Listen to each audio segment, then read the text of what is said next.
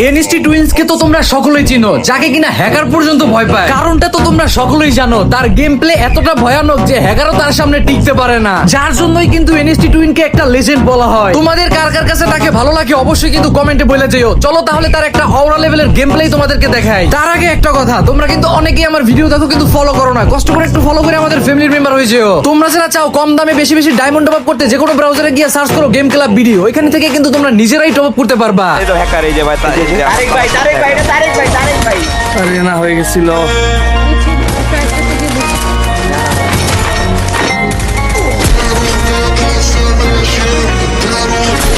কি ও আমাদেরটা নিয়ে দিতে দেবে। Tarique I'm gonna leave.